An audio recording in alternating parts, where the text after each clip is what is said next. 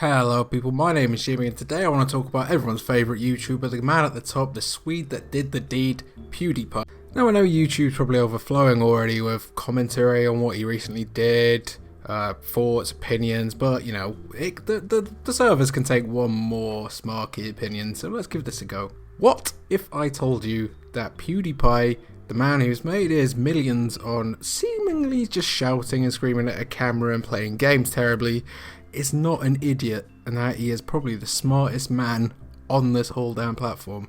Of course he has to have some intelligence to get wet to where he is today. He's not got there on sheer luck and grit, and for managing to do that from his humble beginnings, as they so love to tell me over and over again, you have to give him a lot of respect. He has come a long way. And although I'm not a fan of his channel, I can totally see why he has so many fans. He is quite an entertaining guy. I used to watch him quite regularly, and watch him for a few hours, just kind of zone out and just let some brain cells die. Over the years, we've seen PewDiePie turn from this awkward guy in a dark room to the poster boy for YouTube. Some might point to his rugged good looks or his charming personality as a reason for why he's climbed the heights so quickly, but it's really a lot simpler than that. He's marketed himself so damn well that Jordan Belfort and Gordon Gekko would be proud. No matter what bad situation he finds himself in, he always manages to turn it around into a positive for him.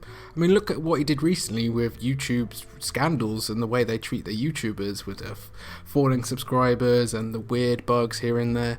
And it certainly did do a lot to help that. I mean, his recent video where he threatened to, and it was a threat, it was pretty much an outright threat, even if it was a joke apparently, but it wasn't, well, I don't know. It did do an awful lot to raise the issue, and along with the headlines calling him a Nazi, there were quite a few paragraphs dedicated to how disenfranchised the YouTubers are with the way they're being handled lately, and that's good. But he took the opportunity and grabbed it with both hands, like when that kid fell in that gorilla enclosure and we all made memes about it for the rest of the year. By threatening to delete his channel, PewDiePie knew that he would get the headlines, he knew it would make waves, and it definitely has. It takes something big for a YouTuber to reach that next level of fame, to get that mainstream attention, keep pushing them forward, and he's been on talk shows, he's done the whole magazine cover thing, but when was the last time you heard about PewDiePie? Apart from occasionally on YouTube. He hasn't had the same kind of exposure he has for a while, and he's just sort of very gently sort of been doing his thing, bopping along, making let's plays and all that kind of stuff. And the headlines soon came, whether they were twisting the truth or covering the facts entirely or calling him a Nazi for some reason or other. It was the biggest thing on the internet for a couple of days. Would he do it? Wouldn't he? Well, obviously he wouldn't do it. I mean, really. The guy lives for this. You can't say he doesn't love his job. He clearly thrives off the attention, which sounds like a criticism and a bit of a dig no matter where you look at it, but it's really not.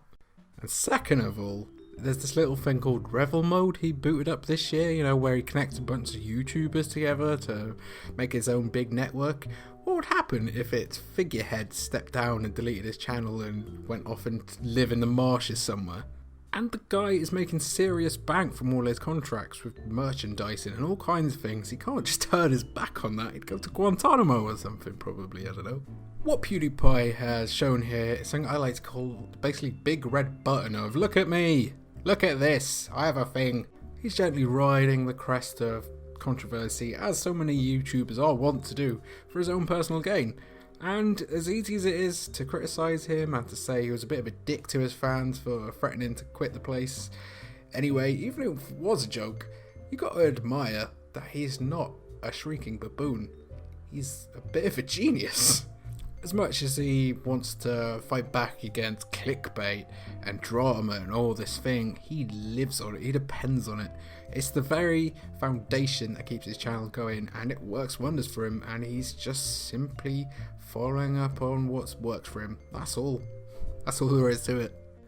It's easy to hate on PewDiePie, and what he did was basically just to add a further layer on top of these layers and layers and layers of drama that keeps YouTube sustained and interesting. But if we all knew how to game the system as well as him, there's a high chance I wouldn't be sat here right now at 12:10 chatting into my blue snowball that cost me £80 and hoping that more than 100 people watch this. So here's to you, PewDiePie, you absolutely devilish bastard. I hate you, but love you, but kind of respect you, but kind of want to have sex with. What? So thanks for watching. Sorry for how bad the content's been lately. It's been a bit manic for me. Hopefully I'll return to normal programming soon. Leave a comment on your thoughts on this video if you can be asked. Thanks for watching. Bye.